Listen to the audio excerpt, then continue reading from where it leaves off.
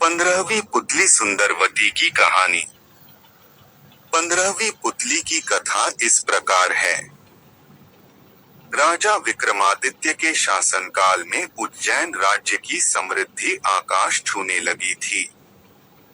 व्यापारियों का व्यापार अपने देश तक ही सीमित नहीं था, बल्कि दूर के देशों तक फैला हुआ था।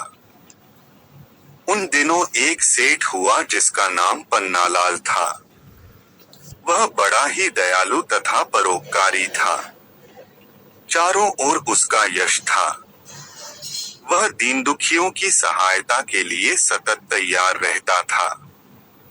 उसका पुत्र था हीरालाल, जो पिता की तरह ही नेक और अच्छे गुणों वाला था। वह जब विवाह योग्य हुआ, तो पन्नालाल अच्छे रिश्तों की तलाश करने लगा।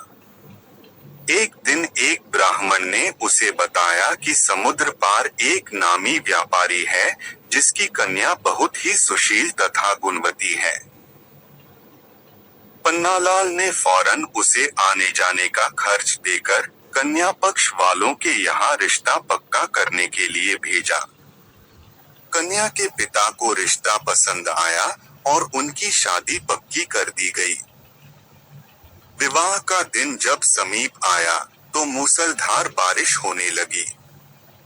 नदी नाले जल से भर गए और द्वीप तक पहुंचने का मार्ग अवरुद्ध हो गया।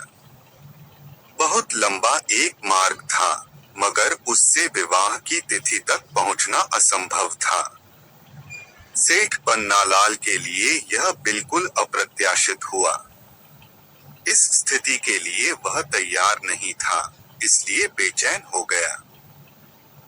अगर आपको हमारा चैनल पसंद आया हो, तो कृपया इसे सब्सक्राइब जरूर करें। बेल आइकन दबाना न भूलें ताकि आपको हमारे नए वीडियो की जानकारी सबसे पहले मिल सके। आपका समर्थन हमारे लिए बहुत कीमती है। धन्यवाद।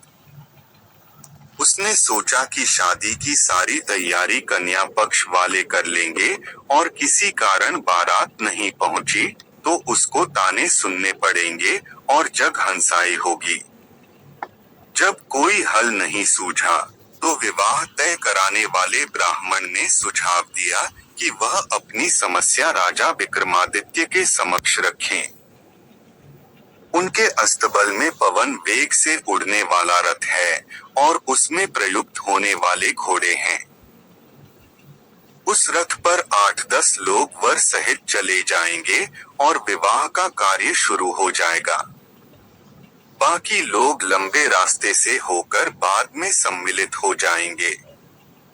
सेठ पन्नालाल तुरंत राजा के पास पहुंचा और अपनी समस्या बताकर हिचकिचाते हुए रथ की मांग की। विक्रम ने मुस्कुराकर कहा कि राजा की हर चीज प्रजा के हित की रक्षा के लिए होती है, और उन्होंने अस्तबल के प्रबंधक को बुलाकर तत्काल उसे घोड़े सहित वह रथ दिलवा दिया। प्रसन्नता के मारे पन्नालाल को नहीं सूझा कि राजा विक्रम को कैसे धन्यवाद दें। जब वह रथ और घोड़े सहित चला गया, तो विक्रम को चिंता हुई कि जिस काम के लिए सेठ ने रथ लिया है, कहीं वह कार्य भीषण वर्षा की वजह से बाधित न हो जाए।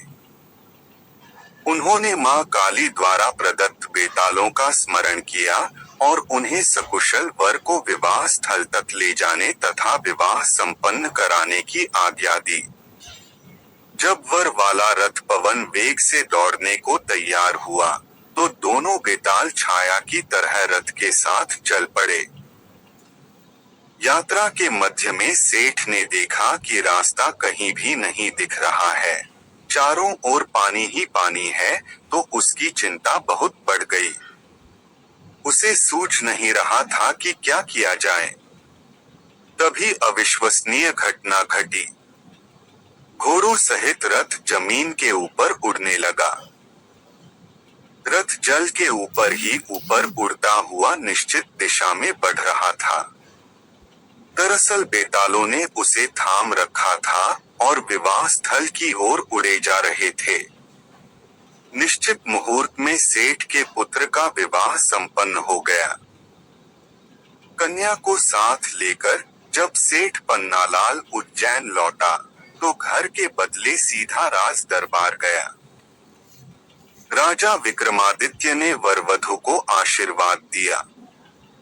सेठ पन्नालाल घोड़े और रथ की प्रशंसा में ही खोया रहा।